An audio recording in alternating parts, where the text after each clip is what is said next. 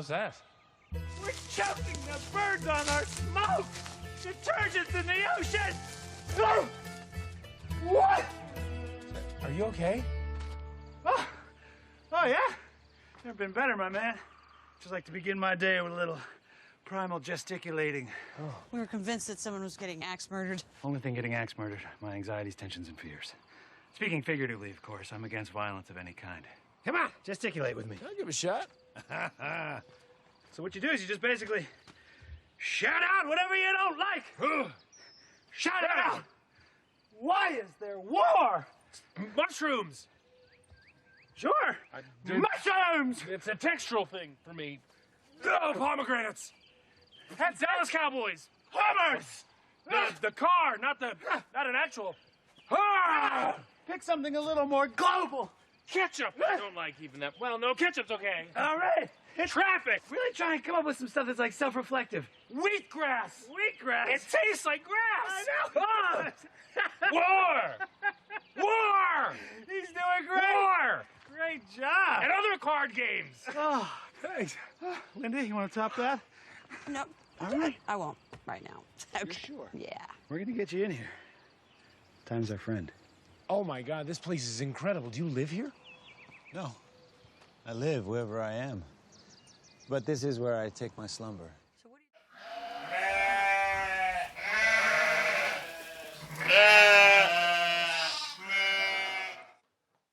do Okay, here's another one of my famous or not so famous lectures. I want you to kick back, relax.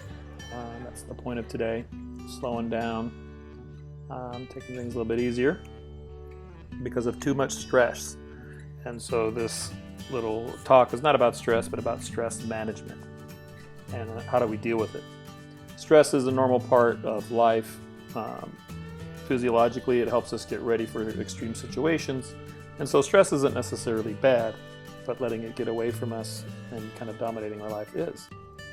And so we need to identify if we're under a bit too much stress. And you'll like it when at the end of this, because then we'll take some time to relax. Okay? And so some places where we can find a lot of stress, probably the most common is work. Right? Are we working too much all the time, never able to relax? Are there a lot of high pressure periods, deadlines, a bunch of work or tests coming all at once? You need to ask yourself in the future, are you taking too many difficult courses at one time? Does it feel like you're really not getting anywhere, or that there's just never enough time to do other things? Okay? You might often find yourself comparing your workload to others, and does it feel like you work more than everybody else does, or harder? And is your job, sometimes you guys have good jobs when you're in college or whatever, or now, are they taking up too much of your time? And does it complicate all the other commitments that you have? Okay, so if you have some of these, which kind of we all do, you just have to determine if they're a little too much. You may want to consider some of these, not solutions, but strategies for dealing with them.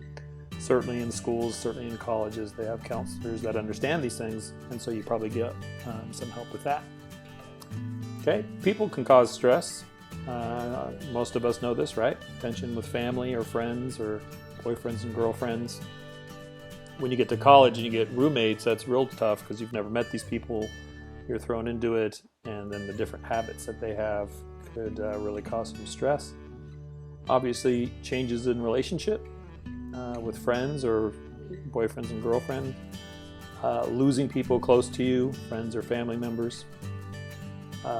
Other people's behaviors, like as divorce or separation, or your own personal issues, right? Trouble expressing your needs or standing up for yourself, not asking for help or not being able to say no. These can cause stress.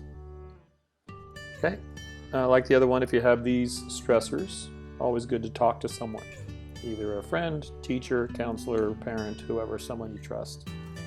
There's also different types of training programs and classes that you could take. Oh wow, powerful one. I believe the last lesson you had, at least online, was about depression. And so certainly our minds can definitely impact our stresses. Worrying about what people think, or spending too much time on things that we worry about or think that can go wrong. or just simply no time to think, always having to go about our day quickly. Remember that this is water video, right? Going on the automatic default setting.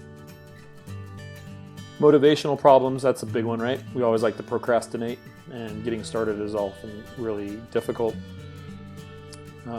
We're faced with crisis and different pressures a lot from all different avenues, from school to work to family. And very often there's a lot of these things and they feel like they weigh us down, and then we just kind of get down into that hole where we dwell on how bad things are. And then often even we feel guilty about these feelings. And so these are all very common. And so like the other little advices, it's always good to talk to someone, get some counseling or self-talk. Certainly a lot of activities and strategies you can find. I'm not going to go into too many here. I have one at the end.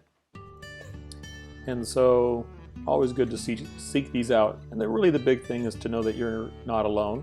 These are very common to pretty much everybody. And so if other people have gone through it, normally there are some pretty good strategies or ways to deal with it. Your body, big place of stress. And number one, I constantly read stories and news articles and research papers about how Americans in particular do not get enough sleep. Just like in the financial situation where we don't save because we want to give to everybody else, when we're running out of time, the place we tend to pull from is from ourselves, and that's sleep. And that has huge effects physically, emotionally, mentally, the whole bit. And so really got to pay attention to our sleep. Getting sick all the time, that's something you can help, not something you can help, but that can have an effect on your stress. The things we take in, like caffeine, nicotine, alcohol, it has a pretty big impact on our body that's trying to run efficiently. And then even where we are most of the day, especially right now, a lot of us are spending tons of time in front of a computer, sitting down, hunched over, and you got to kind of keep that in mind about your body. This is a big one for me right now. Speaking of computer, eye strain. I'm staring at the computer all day or my phone, and so we got to make sure we pay attention to that. Inadequate nutrition, make sure we're eating properly, affects our body, not just physically, but our mind mentally. We need nutrients and nutrition to help us run effectively. Exercise, another one, probably second to sleep, where we slack off.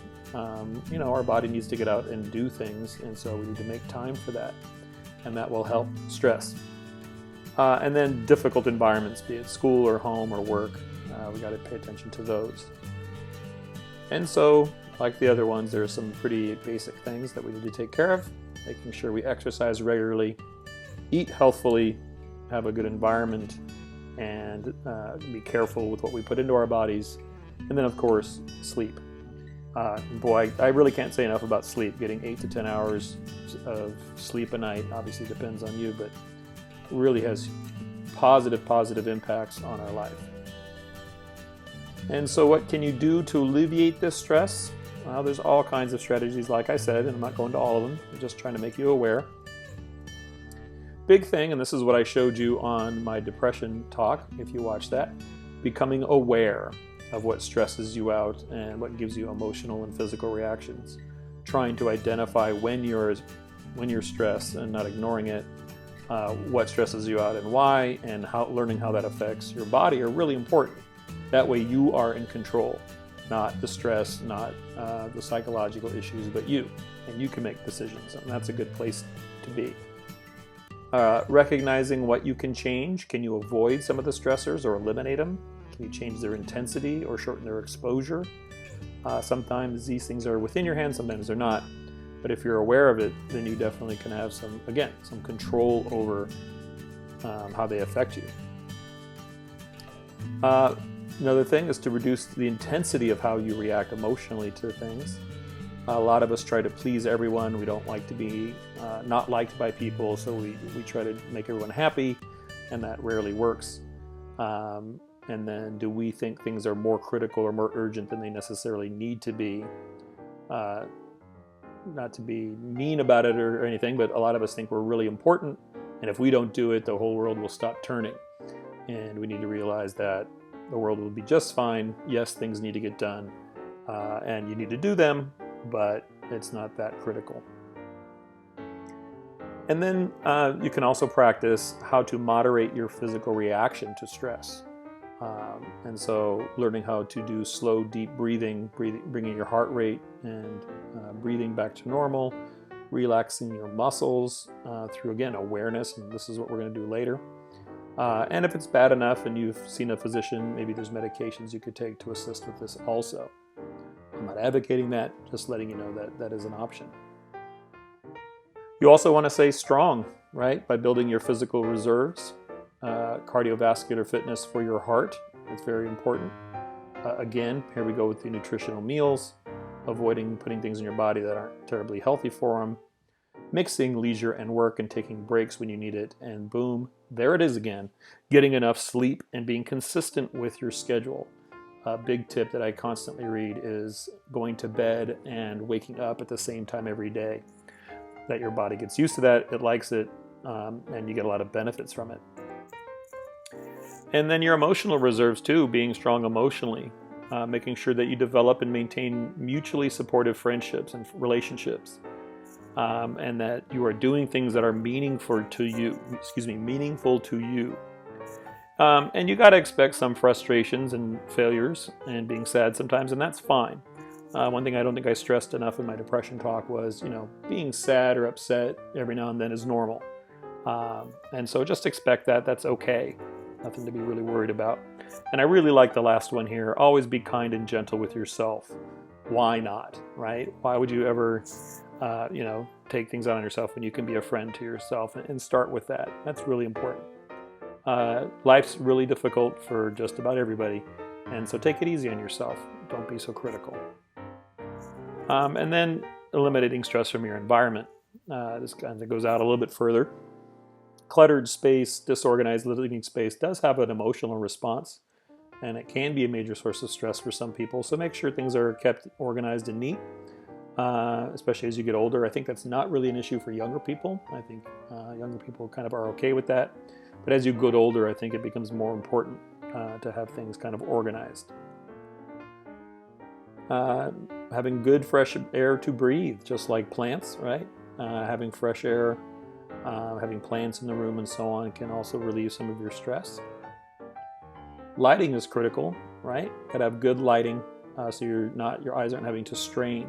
And sometimes I think all of us have felt that when you've been looking too much at a book or a computer or something, you get kind of that headache from your eyes straining. And so be aware of that. Trying to get out into natural light as often as you can. Okay, again, keeping things organized and clean, not chaotic or cluttered, helps. You don't have to be nuts about it, but you should be generally free of clutter and have some nice things to look at, calming, happy decorations and so on. Always is a nice thing to check out, right? Okay, noise, big one. We have so much noise in our society today, from just playing the radio all the time to all of us having our headphones in, just this kind of constant noise, and which is fine most of the time. But our brains, it's a lot to take in, along with all the visuals. And so at least when you can identify it, finding times of quiet and peace and trying to enjoy the lack of noise. Personal space, also important, right? Everybody needs a little bit of ownership of where they belong and the space they occupy. So be it in your house or your work or your dorm, something, allowing for your own personal space is beneficial. This is what we're going to hit in a little bit, meditation techniques. The essence of meditation is to quiet your thoughts. Again, in the depression video, I talked about that little evil man on my shoulder, right? He was in control, not my mind. And so it's important to try and get yourself under your control. Okay? Breathing. Focus your attention on your breathing, your actual lungs going up and down, in and out, the breath going through your throat and your mouth, and visualizing that happening. Counting is always good to try and kind of concentrate while you're also not concentrating, just only thinking about the numbers. Focusing on an object completely. We see so many things in our daily life, but to spend an immense amount of time looking at the intricate details of something, even something simple like a desk or a cup, that we kind of look at all the time, but really, really looking at it in depth can be meditative. Focusing on a sound, right? An ongoing kind of calming sound also is beneficial. Creating mental images of different spaces we like. Maybe it's the beach, maybe it's the mountains, whatever's important to you. And imagining all the elements of it. The smells, the temperature, the wind blowing by, etc. And really imagining that can really help and be calming. And so now we're going to de-stress. In class, we normally do this in class, and it takes about 45 minutes. And I think people kind of enjoy it. And I always joke, if you fall asleep, you get an A. Okay? So I don't know how this is going to work at home. And you're going to have to kind of self-monitor this. And so I'm going to take you through a few. And you're probably going to press pause, or you can just practice once this whole video is over. So we have the little kitty that fell asleep in his food, the guy, businessman who fell asleep on his toilet, and the little kid who fell asleep in the bookshelf, and then someone who looks like you in my classroom every day. Okay? So like I said, I'm not going to sit here and do all these, but I would recommend you do this for 5 minutes. And I think students really enjoy this normally. Feel very relaxed when we're done with this. So hopefully you can do this at home, especially now with the stresses that are going on. Take some time and listen to the air blowing through your house if it's on, or other kind of white noise if you may have it. Not a TV or music, but something that's maybe the compressor to the refrigerator. Listen to your refrigerator or something like that for 5 minutes. Do that for 5. Just check out a ceiling tile or other object. Pick maybe your roof or your ceiling. And do it for 5 minutes, right, on some simple, stupid thing. And do that. This is a good one. I always try to do this. Count up to 100 slowly and then back down again and visualize the numbers. And I like this a lot because I have trouble doing this normally. So make sure you see if you can do it. And if you can't, like I can't, like I get to 17 and all of a sudden I start thinking about something else, go back and start again and see if you can do it without thinking about other things and just visualizing each number slowly going through your head and then back down, and see how you feel once you're done with that. Okay, and then imagine yourself at the beach or other place you enjoy. So do that for 5 minutes. And then the breathing, another good one, pretty common meditative technique. And again, I wish I was there to kind of lead you through this, but you just do it on your own. Really kind of imagine for a full 5 minutes the air going in and out of your lungs and your mouth and nose. Okay? So try those things, see how they work out, and maybe you'll be asleep before you know it. All right? Oh, forgot one. The other one I always find interesting is, your heart beats all the time, but spend 5 minutes just feeling it, every beat. You can either put your fingers on your wrist or on your throat, and really just feel your heartbeat for 5 minutes and really kind of get in tune and aware with your body. Okay, so try some of those and enjoy it, and take the day to enjoy hanging out with yourself and being relaxed.